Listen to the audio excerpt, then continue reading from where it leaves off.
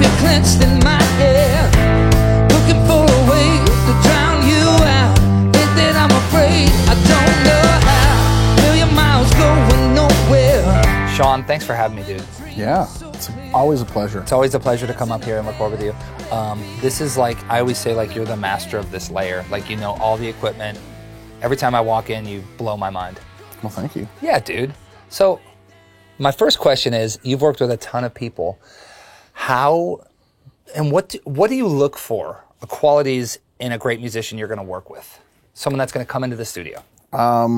I like to say that my favorite thing to record is people playing music together. And so when you come in here with your band, every time it's always a blast. A lot of the stuff I've done in the past, the more successful things I've done with bands like the Counting Crows and stuff have been large groups of people playing in the studio together, making music as a whole. And so that is something that really inspires me in my job as an engineer or producer to capture that. So that sort of stuff really kind of inspires me to get you sounding as good as possible. So when you're in the studio, everyone's playing, that magic that happens is hard to recreate when you kind of split everyone apart. So looking for people that can play together and bring that, and then I can capture that in hopefully the most amazing sounding way. So yeah, it's funny for me on the other side when I'm watching, you know, you work in here and all of the things that you're doing, you're like multitasking at all times. Whether you're, you know, getting EQs on my guitar cabinet, you're making sure someone's mix feels good. It's fascinating because as a musician, I feel like I have to worry like, oh man, I got to make sure I'm like in tune, I'm in time, inspired performance. But I think that that's something that not a lot of like musicians think about is like, you know, of course you have to be able to play your instrument, but you're also essentially, you're part of the band because you're the one that's making it sound good. Well, thank you. Yeah. It's a weird one to think about. Like, I could never sing and play guitar. Like, I'm not a guitar player, I'm not a singer, so what you do blows me away. But on the flip side of that, what I'm looking at is, on a technical side, I'm making sure that everything we're doing here, and I mean, we have probably 40 inputs into Pro Tools with, you know, the mics on the drum kit, bass, guitar, vocal mics, all that stuff going on. And so I'm like thinking full, like just technical, making sure everything's functioning and sounding good, but then making sure that all your stuff, like your guitar rig is sounding appropriate for the song, the drums are tuned the right way, all that stuff is sort of buttoned up. And then once I, you know, make sure that all that's going on, making sure that you guys are inspired to make sure that what you're hearing in your headphones and you can play something that's, you know, what we're trying to capture and keep the mood and everything. It's fun. A lot. It's sort of like riding a bike with your hair on fire or something, something alike to that. But, well, I think that's also like a lot of people in my shoes would say, oh yeah, he's just recording us. But it's like your ears, you have to be so in tune with everything that's going on. And it's almost like you have to know the artist, you know, you have to know the sonics you're going for, the influences they have walking into the studio, because I think that's part of the inspiration for me is whenever I come in here, I always know it's going to sound great. I always know that when you're here, it's going to sound great. And I'm not going to have to worry about that kind of stuff. And it's like your turnover if something's wrong. I mean, we've never had a moment in the studio where it's like, hey man, we're going to need an hour to fix this or fix that, thankfully. But I think it's a true testament to the fact of how in tune you are with your gear, how well you know the room to record. Yeah. It's like, it's impressive, dude. Well, thank you again. I mean, I think a lot of that, like, especially from my standpoint, like, I don't want to hit that brick wall in the recording session where it's like, we can't move forward. Like, I always want to be able to, if there is a problem, divert to something else that's still productive. But, you know, we spent a lot of time, we're sitting in front of our new Rupert Neve 5088 console here we put in earlier this year that, I feel helps my workflow a lot and get me to the point where I'm super happy with the way things are sounding. But we spent a lot of time on the front end, making sure all of our technical stuff was ready. I mean, me and Jason, my engineer here that I work with, spent a bunch of time getting the session kind of roughed in for when you guys show up. It's like the drums are up, the guitar rig's kind of dialed already. And so that sort of preemptive work to make sure that when we start a session, you don't walk into an empty room and then we're kind of putting everything together. Right. You know, I know that, you know, we're looking for some cool sounding vintage drums and stuff. And we've always had like cool kits that we've worked on together here. And Same thing with guitar rigs for you, finding something loud and awesome. And, we've had some good success. I know that it's not something that, you're not going to be playing through a small combo amp, 100 watts and 4 speakers times a few is usually a good thing. So, but understanding that what you're going into, if we were doing a jazz session or something, it would probably be completely different. Or if we're recording a hip hop artist, it'd be one vocal mic out there. And, it's understanding the project and the artist, and then also being able to have the resources. I mean, obviously here we have a really cool selection of things, but even still, like, you roll in with your, with Dorothy, the most amazing guitar on earth. And, nice guitar. That's something that we can't pull off the shelf. So, and even that's been your main axe for over a year now, right? Yeah, it has. And so we tried a 335 on a song, which is humbuckers, and a hollow body, which is not your jam. Didn't come out right. But it, it's kind of cool to have options like that. But at the same time, try not to divert from what works. I think that's the coolest part of being here, especially in Sweetwater on this campus, is the fact that there's so much gear. There's everything is at your disposal. Yeah. And like when we're recording in here just today, we were basically trying to find a dobro sound, and then it was like, we want to mess around with a baritone. We have a magnetone amp with a vibrato, all this different stuff that if you were just in a regular studio, it's like, okay, this is what we have. And it could be great stuff.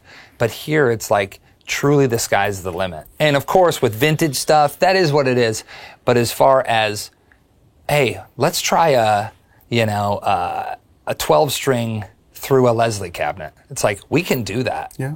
So that's amazing. I feel like the studio here at Sweetwater has been something that we've been curating the gear so that we have, when I at least come up with an idea, my tools are here at my disposal. So like, the baritone and high-strung acoustics and things like that, where we're adding some flavor to a recording. They're here. When I was an independent studio owner for many years, I always chased that dream of having everything I needed at my disposal, which is a hard thing to do, without the resources we have here. But with the partnerships that we have with the manufacturers and the fact that this studio has been around for a while, we have such an amazing collection of instruments and access to all of the stuff that Sweetwater carries, which is pretty cool. So, we don't need to really look too far to find an inspiring instrument to put on something. So for me, when we're here, I always count on, when I walk in and I play my guitar, I always feel inspired, because it's like, I feel like what my sonics are and you get me there. Like, quick fire questions. What is your favorite guitar cabinet mic? I got 2 answers. Shure has reissued the 545, which is a predecessor to the 57. That in conjunction with the Royer 121. Yeah. That is usually my heavy guitar go-to mic pairing. Right. That's what's been on your cabs most of the time. Yeah. We did blow up a ribbon mic last time we were here of another brand because it was so loud. But it's, that's the sort of territory we play in when I really feel like loud guitar amps for you is something that is like, it's a must. Like, you are not really a high gain kind of guy. You need to have some air moving and some stuff. So, really that's the microphones I gravitate towards. They reproduce the sound that I hear coming out of the speakers. So. Yeah. You have some really cool guitars too. What are your personal favorite guitars? I think we are in symbiosis with the Gold Top being the coolest guitar of all time. Yeah. But I kind of like the 57s with the humbuckers. But that, and then I have a really cool single pickup SG with the P90. Yep. I don't know. I very much gravitate towards a lot of Gibson stuff. 335s are super cool, but then also like the Jazz Masters Tellys when they're appropriate. Yeah, you're like a color guy. Like, you can figure out which. To me, it's more of like, I see a guitar and I hear a sound. Yeah. Because I'm not a player, so it doesn't really mean as much to me. Right. As like, when someone says a certain guitar, this plays so great, but when I plug it in, it doesn't really give me a specific tonal quality. So Strats aren't always my cup of tea, but they do the Strat thing. So if you're looking for a Strat, then you go to that. And that's sort of where I'm looking at. A lot of stuff is like a sonic-based thing, so there's like a signature to a lot of these guitars. Like, so if, you were playing a humbucker, the way you play, it didn't work as well. So, a guitar to a player, then to an amp, and then the rest of the engineering side of things with mics and preamps and stuff like that. There's so much to be said about all of that, but like it comes back to picking the right instrument for the player. I think. Absolutely. So, What would you like? What would you say to someone that's looking to get into the studio? Maybe someone that's never been in the studio. Do you have any tips for them, like to prepare, to prep, and nothing crazy, but things that are like just the street smarts, like Studio 101? You're going to come in here, you better know this. Yeah, trust the people that know more than you. Yeah, That's a good one. Be prepared, but not overly attached to things that you have prepared. I feel like that's something that I run into with inexperienced people in the studio, is that they're so focused on exactly what they prepared as the creativity isn't allowed to happen, which when you're in a studio, it shouldn't be a stressful situation. It should be a fun environment. You should be hopefully trying to capture the best performance or version of the song possible. So if you're, very set in doing something that maybe isn't working that well, the flexibility of trusting someone's judgment or having an openness to some input, I think, is a good thing.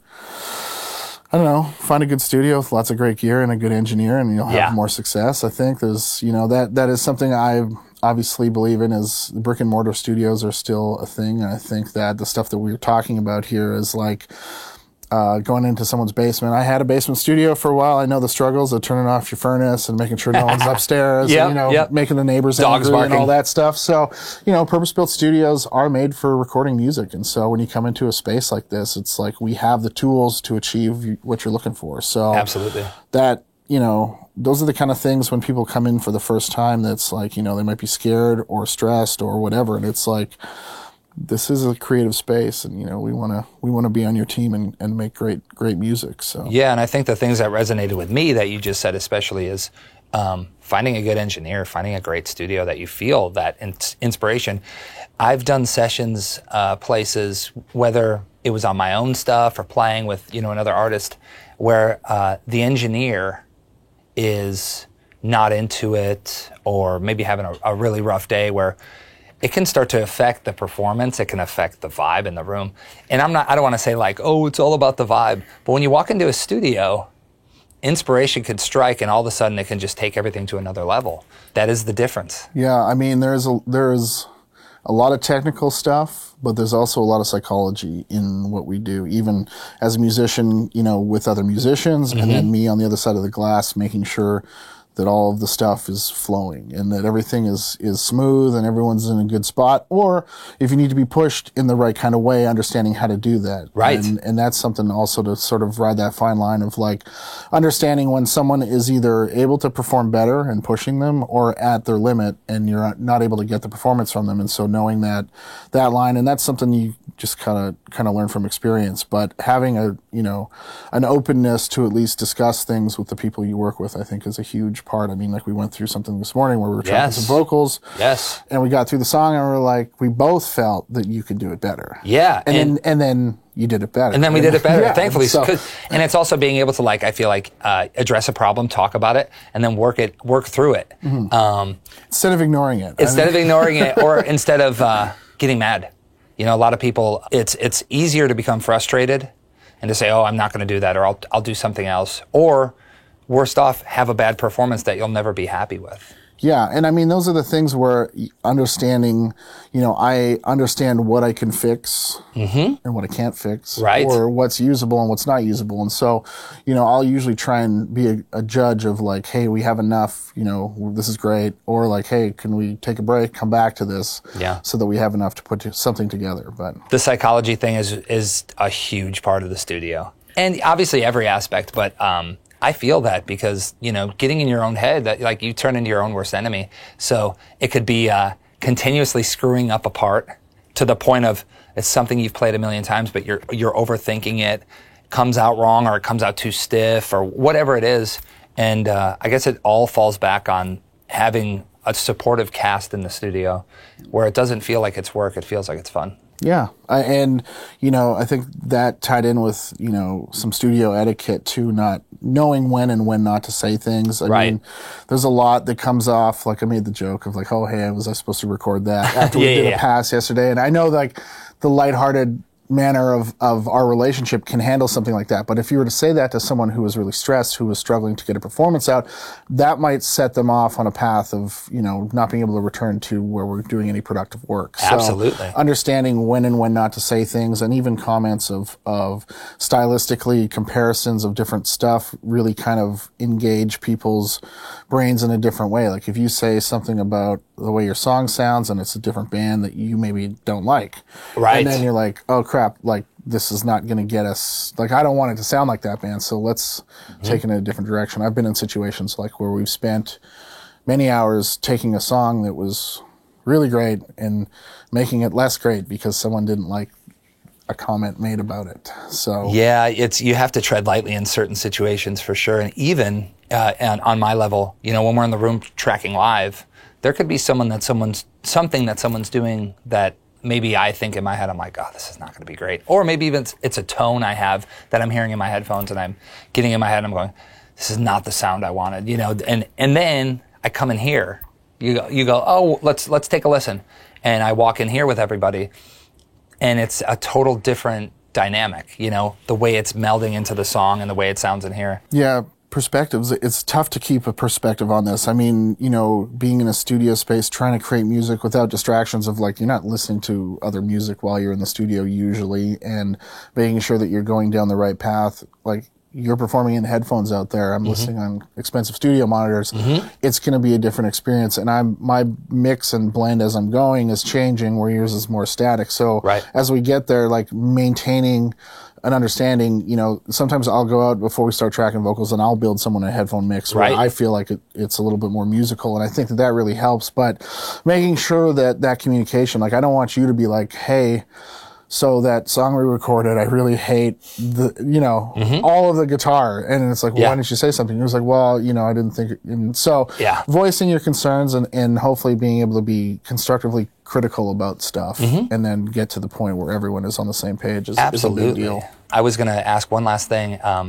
Let's say, because maybe some guitarists are watching this. Yeah. When a guitar player walks into the studio and you're checking out their gear, right? When you see like a pedal board, like a homemade pedal board, does it give you like the chills? Like you're like, uh-oh. I like to ask the question of what every pedal is for. Nice. Yes. I think that's a valid question, especially in the studio. It becomes one of those a troubleshooting mess when someone rolls in with a homemade pedal board. Even like a really intricate, professionally built pedal board can add to a lot of problems in situations. We had an artist a couple weeks ago, Andy Timmons. Yep. Amazing. If we're talking about guitar players know Andy Timmons. And he had this awesome guitar rig that he travels with. It's a pedal board that's a stereo. He uses specific amps. We got into it, got the amps. He brought his own tubes. Like, wow. It was like, okay, Andy knows what's going on. He knows all the signal flow, and it was like a really seamless day. But we've had people that roll in with a bunch of pedals and, use them for no reason. And when we're going for a specific sound, or if we're trying to get a great sound, running through a bunch of stuff isn't always going to yield the best results. So absolutely. I think that the pedal board thing, normally a cable into an amp is my move. I love that. Yeah, or like if we want to have like a delay, get a delay in front of that. Or if it's a specific drive, have one drive in front of that. Keep the signal path as clean as possible. We're looking to maintain sonic integrity on stuff too. So like a bunch of patch cables that are of unknown quality could cause problems in tone. Absolutely. If you start splitting hairs about guitar tone, it's like all of it matters. But it really does. But that's something that I think that is, if you roll into a studio with a loaded pedal board, my question will be, what does it all do? Yeah, why are we using all of this? I think that's the greatest answer I've ever heard, because I think it's a constant check.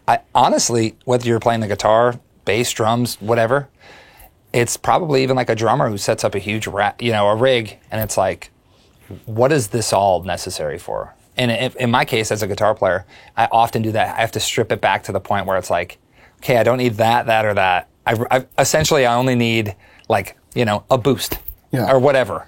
Yeah, well, That's yeah, it. Well, drums and cymbals are the worst too. Like if you get this massive cymbal array and people are trying, like it's taking away their energy from their performance to hit all these cymbals too. Mm-hmm. So it's like usually something more stripped down and very, specific to the song. Like we could have different setups, either guitar, drums, bass for each song, and those, like that pedal or that drum kit configuration leans itself to that song and that performance.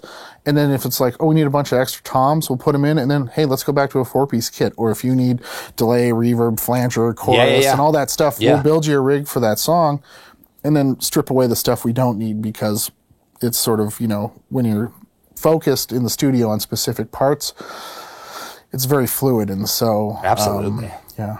Yeah, it makes me just want to like plug into an amp. Right. Just and that's always a great place to start. And that's normally, I feel like if we're talking about guitar tone, I sort of have the 5 rule. So I'll plug in a guitar that sounds good into an amp and put all the controls on 5 and see what it sounds like. And that gives me a good idea of whether that amp's going to be usable in the style or whatever I'm doing, or if I'm going to have to really work to make the amp sound right, maybe it's not the right amp. So that's something that I kind of go to, especially before plugging in a massive pedal board, making sure the amp is right and sounds good. So, well, I think that's something everyone can learn from, especially even on that rule, is like you said with gear, it's like you see a piece of gear and it can give you a certain sound in your head. Not every amplifier is going to be great for every situation. Not every guitar is going to be great.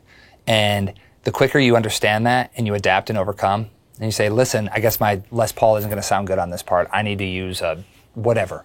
Yeah. It's this is a telly part. Yes. And that's, and those are the kind of things, like, especially stylistically, guitar leans itself so much to those tones. Like if you're playing like a chicken picking part or something, it's going to be like, that's not going to be on a Les Paul custom, like, so those are the kind of things that understanding how you get that sound is going to be the instrument you put in your hands. Absolutely. And not being attached to like, I need to do this with my stuff. It's like, especially in a spot, like we have all of the tools, going down the path to achieve the results, I think is what will yield the best success.